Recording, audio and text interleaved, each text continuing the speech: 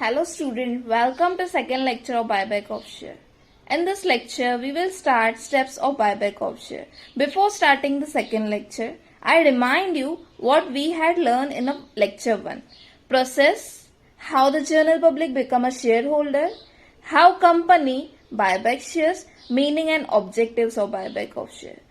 अगर आपने वो फर्स्ट लेक्चर नहीं देखा है, डिस्क्रिप्शन बॉक्स में उसकी लिंक अवेलेबल है. सो स्टार्ट करते हैं सेकेंड लेक्चर. मैं मोनिका खत्री आपके लिए सेकेंड लेक्चर प्रेजेंट कर रही हूँ, steps for buyback of share.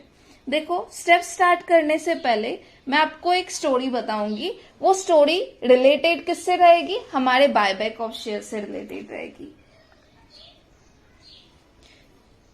ये है कंपनी को फंड्स रेज करने हैं, बिजनेस एक्सपांड करना है. उसके लिए कंपनी क्या करती है? अरेंज करती है funds bye issue of shares. But company को जब खुद के पैसे आ जाते हैं तो कंपनी बायबैक कर देती है. ठीक है, जब कंपनी के खुद के पैसे आ जाते हैं कंपनी बायबैक करती है. बट यहां पे लिखा हुआ है कंपनी ने इश्यू किया है शेयर्स. तो शेयर्स इश्यू करने के टाइम पे अगर शेयर की फेस वैल्यू है 100 रुपीज, तो कंपनी वो 100 रुपीज एक साथ नहीं लेती है. तो ये कंपनी पार्ट में इसके पैसे लेती है. जैसे पहले एप्लीकेशन मनी ले लेती है, फिर उसके बाद अलॉटमेंट मनी, फिर फर्स्ट कॉल, सेकेंड कॉल, ऐसे करके पैसे लेती है. जैसे अगर 100 रुपए का शेयर रहेगा तो 25 रुपीज एप्लीकेशन चार्ज किया, 30 रुपीज उसने अलॉटमेंट फीस चार्ज की, फिर यहाँ पे 20 रुपीज उसने फर्स्ट कॉल चार्ज किया, फिर रिमेनिंग 25 रुपीज उसने सेकेंड कॉल चार्ज किया. तो ऐसे करते करते कंपनी इश्यू के लिए पैसे लेती है. बट जब बायबैक का टाइम आता है, सपोज कंपनी को बायबैक करना है और कंपनी ने 100 रुपए में से सिर्फ इतने पैसे लिए हैं, इनकी टोटल है 75. ठीक है, तो ये क्या है? अनपेड अमाउंट है. तो इसीलिए ये अनपेड अमाउंट जो 25 रुपीज है, तो बोला जाता है कंपनी बायबैक बाद में करेगी. पहले क्या करेगी? Making the share fully paid. अगर शेयर फुल्ली पेड है मतलब जितने कंपनी के शेयर्स की फेस वैल्यू है 100 रुपीज, ये 25 रुपीज अनपेड है, तो पहले ये कंपनी रिसीव करती है. ठीक है, रिकॉर्ड करेगी कि अनपेड अमाउंट पे कर दूं. उसके बाद यहाँ पे अगर 100 रुपीज रिसीव हो गए कंपनी को, तो कंपनी बायबैक के लिए अरेंज करती है फंड्स. ठीक है, बायबैक के लिए अरेंज करती है फंड्स. अरेंज करने के लिए कंपनी के पास 2 एरिया रहती है. आइदर कंपनी फ्रेश इश्यू करके उनको शेयर बायबैक कर सकती है. ठीक है, सेकेंड ऑप्शन रहता है सेल्स ऑफ एसेट्स या sales of investment. Sales of assets या सेल्स ऑफ इन्वेस्टमेंट. यहाँ पे जो 100 रुपए पे करने हैं, एक शेयर होल्डर को तो पे नहीं करने हैं, तो इसीलिए इतने सारे शेयर होल्डर को पे करने के लिए कंपनी पैसे अरेंज कर दी है. तो मैंने क्या बताया? एक क्या है? Fresh issue. सेकेंड क्या है? सेल्स ऑफ एसेट्स और सेल्स ऑफ इन्वेस्टमेंट. तो यहाँ पे सेकेंड स्टेप लिखा हुआ है. सेकेंड स्टेप में लिखा हुआ है arrange funds for buyback of shares. Arrange funds for buyback of shares में कंपनी कैसे अरेंज करेगी? इसमें लिखा हुआ है सेल्स ऑफ एसेट्स और इन्वेस्टमेंट. नेक्स्ट लिखा हुआ है फ्रेश इश्यू ऑफ शेयर्स और debentures. Fresh issue of shares, debentures, कोई भी सिक्योरिटी को फ्रेश इश्यू करके अरेंजमेंट कर सकती है. अभी थर्ड पे आ जाते हैं. देखो, अगर मैं अरेंजमेंट कर दूंगी, अरेंजमेंट करने के बाद मुझे रिकॉर्ड करना पड़ेगा कि कितने शेयर होल्डर को रीपेमेंट करना है अमाउंट. तो रिकॉर्ड क्या करना है कि कितने शेयर होल्डर को रीपे करना है. लाइक अगर 10,000 शेयर होल्डर हैं, शेयर्स हैं कंपनी के 10,000, तो 10,000 को एक साथ कंपनी बायबैक नहीं कर सकती है. तो उसमें से कितने पार्ट को? हो सकता है 25%, हो सकता है फ्रैक्शन ऑफ परसेंटेज 20% हो. तो ऐसे कितना परसेंटेज कंपनी बायबैक करने वाली है? तो उसके लिए पहले रिकॉर्ड किया जाता है। तो यहाँ पे लिखा हुआ है record for buyback of share. ठीक है, अगर मैंने रिकॉर्ड कर दिया तो कंपनी पहले क्या किया, कंपनी ने फाइनल कॉल किया, फिर अरेंजमेंट किए, अभी रिकॉर्ड किया है कंपनी ने कि मैं आपको पैसे दे दूंगी, और उनको इन्फॉर्म कर दिया है कि आके पैसे लेके जाना। चलो ठीक है, उनको इन्फॉर्म कर दिया, तो कंपनी के पैसे अलग अलग एरिया में अलग अलग अकाउंट में अवेलेबल है। वो कौन से अकाउंट है? जिसको बोला जाता है फ्री रिजर्व, जिनको बोला जाता है फ्री रिजर्व। अभी फ्री रिजर्व में हमारा आता है general reserve, profit and loss account, security premium, ये सब हमारे अकाउंट आ जाते हैं इसमें फ्री रिजर्व में। तो ये फ्री रिजर्व हमारे 3 अकाउंट है, समझ में आया? फ्री रिजर्व हमारे 3 अकाउंट है। उस 3 अकाउंट में से कंपनी थोड़ा थोड़ा बैलेंस लेके एक सेपरेट अकाउंट क्रिएट करती है। उस सेपरेट अकाउंट को बोला जाता है कैपिटल रिडम्पशन रिजर्व अकाउंट।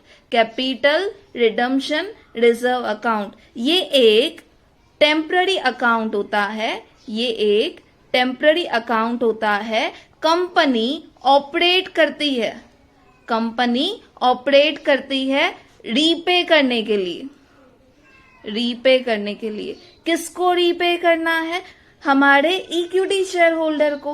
तो यहाँ पे हमारा नेक्स्ट स्टेप लिखा हुआ है create capital redemption reserve account. वो कहाँ से क्रिएट होता है? हमारे फ्री रिजर्व से, हमारे फ्री रिजर्व से। और फ्री रिजर्व में क्या क्या आते हैं? General reserve, profit and loss, security premium. ठीक है, नेक्स्ट अभी देखो, जब हम लोग रिकॉर्ड कर रहे हैं बायबैक के लिए, तो रिकॉर्ड की एंट्रीज कहाँ पे है? ये रिकॉर्ड कर रहे हैं बायबैक के लिए, तो ये हमारे रिकॉर्ड्स की एंट्री है। तो रिकॉर्ड करने के टाइम पे ऐसे बोला जाता है कि कंपनी प्रॉमिस कर रही है, कंपनी प्रॉमिस कर रही है अपने इक्विटी शेयर होल्डर को कि आके पैसे लेके जाना। तो यहाँ पे मेरा क्वेश्चन अराइज है, कितने पैसे लेके जाने हैं? क्योंकि शेयर की फेस वैल्यू तो क्या है हमारी? 100 रुपीज। ठीक है, शेयर की फेस वैल्यू 100 रुपीज है। तो यहाँ पे कंपनी ने प्रॉमिस कर दिया, हम लोग शेयर बायबैक कर रहे हैं, खुद के शेयर खुद परचेस कर रहे हैं। तो कंपनी किस हिसाब से प्रॉमिस करती है? तो प्रॉमिस के 3 तरीके होते हैं, एट पार पे, एट पार पे, देन एट प्रीमियम पे, फिर है एट डिस्काउंट पे। एक एक की मीनिंग देख लेते हैं। अगर कंपनी के शेयर की फेस वैल्यू है 100 रुपीज और कंपनी प्रॉमिस करने के टाइम पे कि मैं बायबैक कर रही हूं, वो टाइम पे भी कंपनी ने 100 रुपीज ही बोला है कि आना, अपने 100 रुपीज लेके जाना, मेरे शेयर मुझे दे देना। तो ये प्रॉमिस किसके हिसाब से हुआ? एट पार के हिसाब से। सेकंड क्या लिखा हुआ है? एट प्रीमियम के हिसाब से। एट प्रीमियम मतलब कंपनी प्रॉमिस कर रही है कि आपके शेयर की फेस वैल्यू है 100 रुपए, बट मेरे यहां से 150 लेके जाना। तो ये क्या है? 100 रुपए तो कंपनी को देने ही थे, बट ये 50 रुपीज एक्स्ट्रा क्यों दिए? ये 50 रुपीज एक्स्ट्रा इसलिए दिए हैं बिकॉज कंपनी के पास अवेलेबल है, मार्केट में रेप्यूटेशन मेंटेन करनी है। तो ये कुछ प्रोमिसेस प्रीमियम के हिसाब से हो गए। फिर लिखा हुआ है एट डिस्काउंट। एट डिस्काउंट में मतलब क्या होता है? 100 रुपए के शेयर की वैल्यू हम लोग उनको बोलते हैं 95 में दे के जाओ हमारे शेयर। तो यहाँ पे डिस्काउंट पे हो जाएगा। इन तीनों सिचुएशन में कंपनी सिर्फ एक ही प्रॉमिस कर सकती है, कंपनी सिर्फ एक ही प्रॉमिस कर सकती है। ऐसे नहीं हो सकता है कि मैं 25% शेयर बायबैक करूं, उनमें से 15% शेयर होल्डर को मैं प्रीमियम दे दूं, बाकी के शेयर होल्डर की एट पार पे बायबैक कर दूं। ऐसे कभी भी नहीं हो सकता है। तो इन प्रोमिसेस में से इन केस अगर कंपनी ने प्रॉमिस किया है एट प्रीमियम पे आपके शेयर बायबैक होंगे, एट प्रीमियम पे आपके शेयर बायबैक होंगे, तो ऐसी सिचुएशन में क्या होता है? कंपनी को प्रीमियम भी अरेंज करना पड़ता है, कंपनी को प्रीमियम भी अरेंज करना पड़ता है। तो नेक्स्ट स्टेप हमारी है arrange premium arrange premium for buyback of share.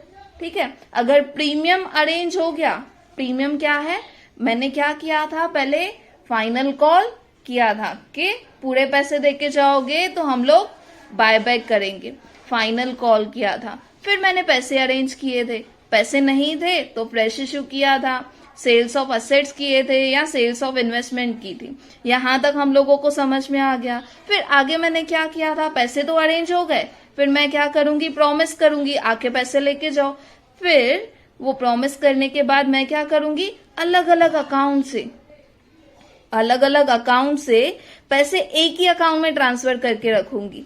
वो है कैपिटल रिडम्पशन रिजर्व अकाउंट। जैसे मैंने आपको बताया वो टेम्पररी अकाउंट है। कंपनी ऑपरेट क्यों करती है, कंपनी ऑपरेट करती है क्योंकि उनको रीपेमेंट करना है। यहां तक हम लोगों ने समझ लिया। प्रीमियम अरेंज तब करेंगे जब कंपनी का प्रॉमिस क्या हो, एट अ प्रीमियम पे लेके जाना। अभी सब फॉर्मेलिटीज हो जाएगी, ये हमारी सब फॉर्मेलिटीज है। फॉर्मेलिटीज कंप्लीट होने के बाद कंपनी क्या कर देती है, एक्चुअल अमाउंट अपने शेयर होल्डर को पे कर देती है। एक्चुअल अमाउंट अगर शेयर होल्डर को पे हो जाएंगे तो उस स्टेप को बोला क्या जाता है, actual payment to equity shareholder. ठीक है, तो अभी यहाँ पे नेक्स्ट स्टेप के लिए मैं बताती हूँ आपको।